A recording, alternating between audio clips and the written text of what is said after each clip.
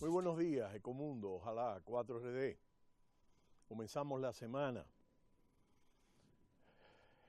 Uno de los puntos más críticos de la economía mundial en las últimas semanas y en los últimos 2 meses es la caída en la bolsa de valores en China.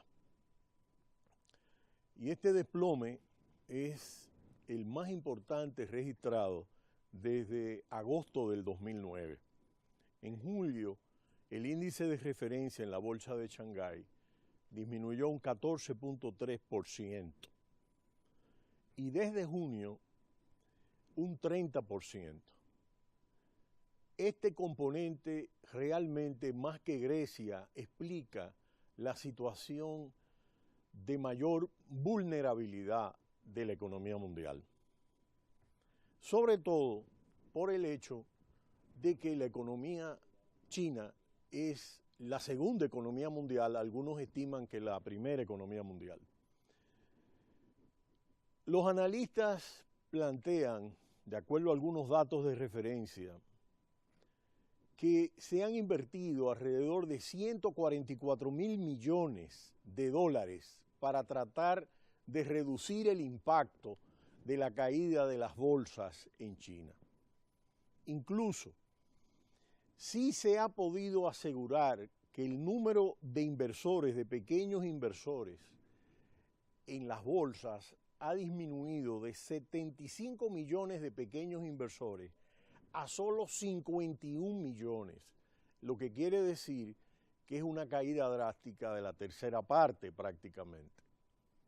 Ha habido un gran suspenso sobre las medidas que va a tomar las autoridades reguladoras en China.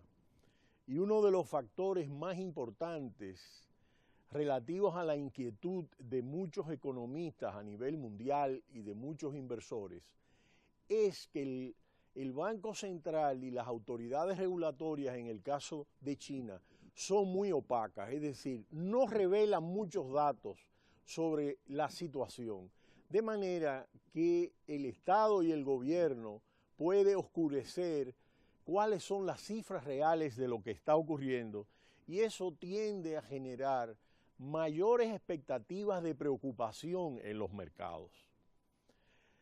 Hay un hecho que es significativo y es que se trata de una reducción de la caída del ritmo de crecimiento, ya que se esperaba que este ritmo de crecimiento fuera el 7.5% y esta cifra está en una nebulosa. Es importante tomar en consideración que hacia el 2017 se estima solo un 6% de crecimiento, lo cual es una cifra por debajo de las expectativas planteadas. Ni qué decir del ritmo de desaceleración. En el 2007 la economía china creció a un 14% y en el 2010 a un 10%. Esto quiere decir que la economía china bajó de los índices de 2 dígitos que había estado manteniendo. Esto tiene que ver mucho con la situación de la economía mundial, dado que China ha representado cerca del 30% del crecimiento de la economía mundial en los últimos años. Y esta cifra indiscutiblemente que es un elemento muy importante para las expectativas futuras. Hay un dato sumamente importante desde el punto de vista estructural, de manera que no solo se queda en la situación del mercado bursátil, sino que hay muchos analistas que estiman que la economía china ha estado creciendo sobre todo a partir del proceso de urbanización acelerado y de desplazamiento de la producción hacia las ciudades en términos de grandes construcciones. Pero lo que se ha estado viendo es que la economía ha dependido mucho de las altas tasas de inversión en un 50%, mientras el consumo privado ha estado restringido. Se estima que en el crecimiento del PIB las inversiones representan el 50% versus el 30% de consumo privado. Y estos analistas plantean que debe ser lo inverso, es decir, que la economía china debe pasar a un 50% de consumo privado y disminuir la tasa de inversión a un 30%.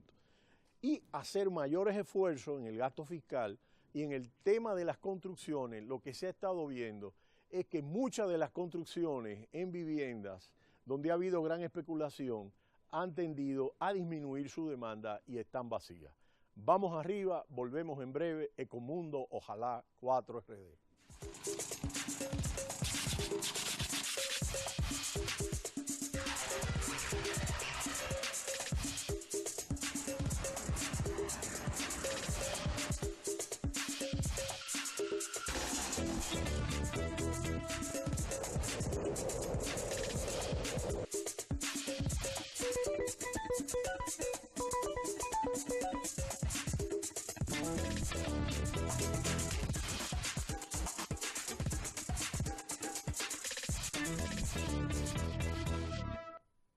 En adición a la situación de la economía china, la economía rusa y la economía de Brasil han estado en un punto muy bajo.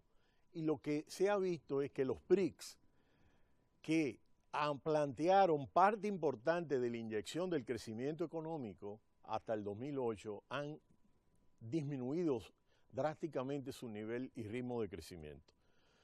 Otro hecho significativo es el hecho de la revalorización del dólar en el mercado a diferencia del euro, es decir, hay una situación de apreciación del dólar y esta situación ha hecho que se disminuya de manera importante las ganancias de las compañías norteamericanas, las grandes compañías y corporaciones de los Estados Unidos.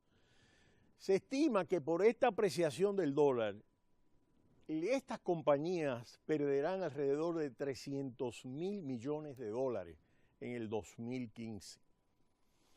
De hecho, en el trimestre último, se ha operado una disminución del 3,3%, que es la mayor desde el 2008.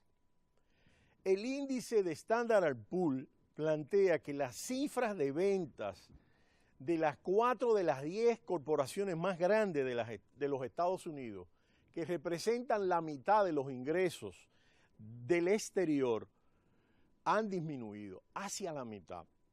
Y es importante sobre todo porque estas empresas no repatrian sus beneficios, sino que los invierten en la economía norteamericana.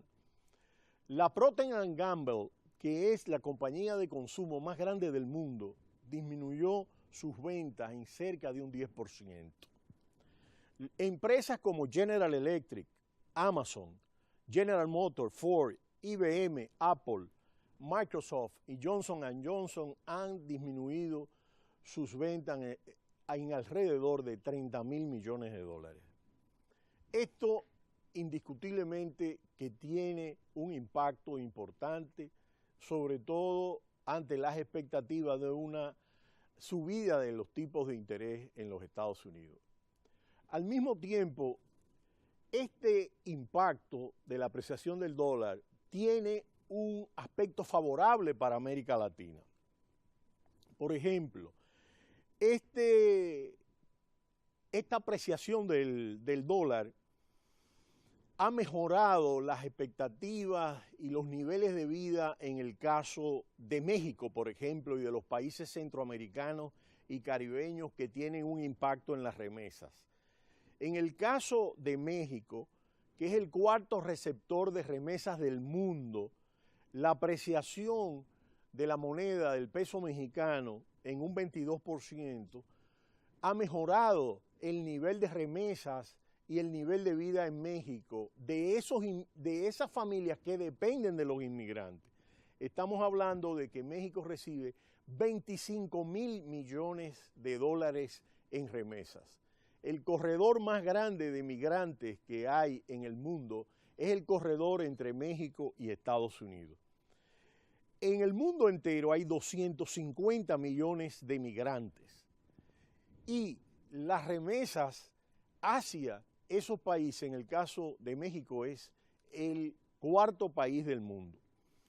En el caso de América Central, también se logran apreciaciones importantes en muchas de estas economías. Para que veamos la incidencia que tienen las remesas en estas economías, podemos decir que, por ejemplo, en relación al PIB, al Producto Bruto Interno, en el caso de Honduras representa el 17% del Producto Bruto Interno. En el caso de El Salvador, el 17%. En el caso de Guatemala, el 10%. En el caso de Nicaragua, el 10%. Y en el caso de Jamaica, el 15%, mientras en el caso de República Dominicana, el 7%. El impacto de la apreciación del dólar ha beneficiado a esta región de América Latina que está más influida por los inmigrantes en Estados Unidos. Sin embargo, en el caso del Cono Sur, Brasil, Perú, Argentina, Bolivia, Colombia, Paraguay, que están relacionados con Europa, pues el efecto ha sido hacia la baja. Sobre todo por la fuerte inmigración en España. En el caso dominicano, en el que hay inmigrantes también en España en mucho menor proporción, pues también ha habido un efecto negativo, pero neteado realmente el impacto a medida que se aprecie el dólar, pues va a ser más favorable.